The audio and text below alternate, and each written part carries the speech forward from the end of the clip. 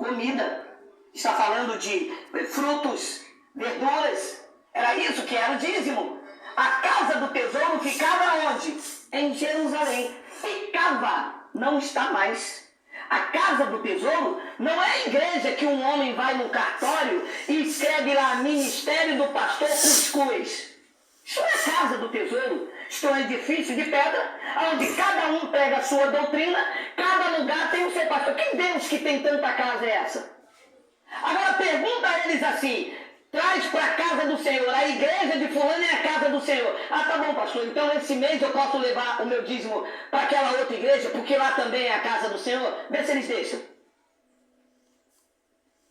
Precisa ler mais a Bíblia, porque senão a casa cai. Porque aqui o berimbau canta, e canta bonito, dentro da palavra, não é nada pessoal. Trazei todos os dízimos da casa do tesouro, para que haja mantimento na minha casa. E provai-me nisso, diz o Senhor dos Exércitos, se eu não vos abrir a janela do céu e não derramar sobre vós bênção sem medida. Que bênção seria essa, se está tratando de plantio, de agricultura, de 10% da plantação? Deus iria enviar chuva dos céus, abrir a janela dos céus, uma linguagem de figura, chuva sobre a lavoura dos judeus. Versículo de número 11.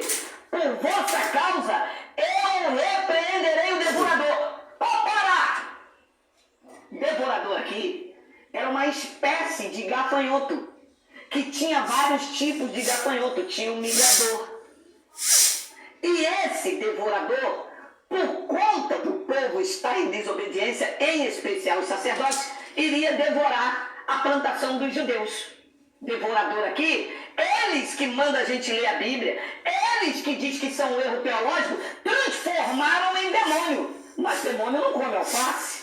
Olha lá, para que não vos consuma o fruto da terra. Uala, demônio não come alface. Não será estéril, diz o Senhor. De acordo com o que você leu o texto, este devorador estava consumindo o salário, o dinheiro. Sabe por quê? Porque eles estão hábeis em transformar a verdade de Deus no engano. Porque o texto não está falando de dinheiro, de salário.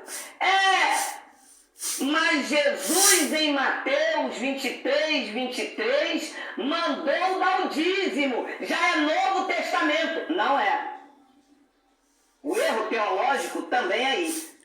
Mateus, Marcos, Lucas e João não é Novo Testamento. Para ser Novo Testamento, disse o escritor dos Hebreus, é necessário que intervenha a morte do testador. Porque enquanto o testador está vivo, o testamento não tem validade, não tem vigor. Em Mateus, Marcos, Lucas e João, o testador, que é Jesus, não tinha morrido ainda, estava vivo. Portanto, esses livros não podem ser considerados Novo Testamento, porque são livros de caráter autobiográfico.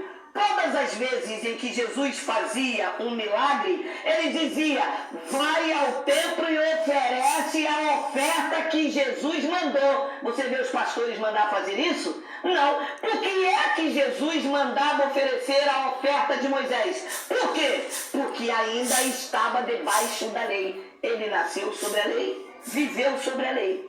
Então, Mateus 23, ainda era o período da lei. Aliás, não só Mateus 23, mas até o templo cair em Jerusalém em 70, todas as comunidades, incluindo Paulo, ainda estavam sob a sombra da lei. Olha o que diz. Perdão, Mateus 23. Ai de vós, igreja de Cristo. Não.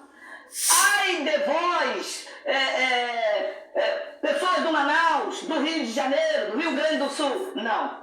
Quem eram os escribas e os fariseus que Jesus se refere nesta passagem? Os ferrenhos seguidores da lei de Moisés. Os escribas, os intérpretes, e os fariseus, uma seita, que eram ferrenhos defensores da lei de Moisés.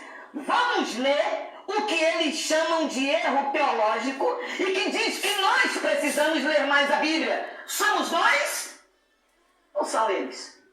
Aula! Alô! Aula do analfabeto!